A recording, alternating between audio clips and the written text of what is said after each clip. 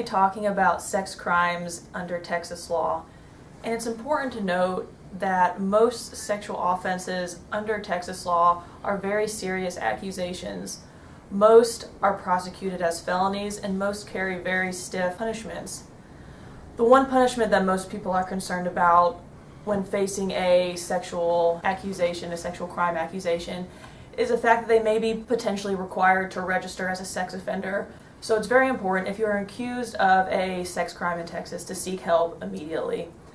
And the one sex crime that most people are probably most familiar with is sexual assault. Most people commonly know it as rape. And it's important to know that sexual assault doesn't always necessarily involve force. A person can be underage or lack the mental capacity consent, and this also can rise to being a sexual assault. Now, there is such a thing as an aggravated sexual assault, which is very similar to sexual assault, except that maybe a child or an elderly person is involved, or that the threat of violence is used, or a weapon is used. And this is a more serious crime than regular sexual assault. Aggravated sexual assault is a first-degree felony with a punishment ranging from 5 to 99 years and or life in prison.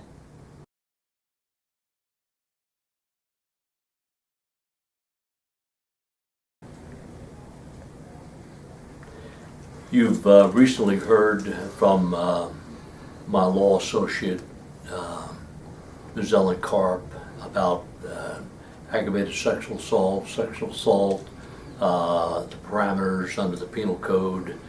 I'd like to take this opportunity to expand a little bit and talk to you about the personal impact and characteristics to look for in making a determination as to whether or not the evidence is sufficient to establish guilt beyond a reasonable doubt of your client, be that client charged with aggravated sexual assault of an adult or a minor.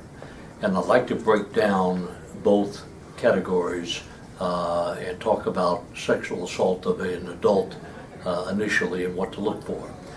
Always look for motive. The state is fond of saying that it doesn't have to prove motive, and that's correct.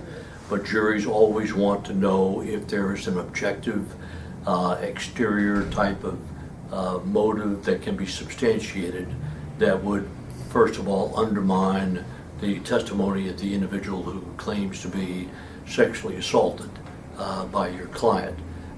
Is there, in fact, a divorce proceeding that is taking place? Is there a fight for child custody? Is there any other reason, financial or otherwise, why this particular individual would make it up? Are there prior statements that this person may have made to other individuals negating the statement made to the police at the time? How soon after the incident did the outcry take place? Obviously, the lengthy period of time, the better, because an outcry will not only trigger the investigation, but will also trigger a part of the investigation that deals with the rape kit analysis. If there's been a substantial period of time between the allegation and the outcry, then the ability to obtain DNA samples goes for naught. Also, it's important to, and we've talked about relationship, it's important to determine if there is any other objective motive.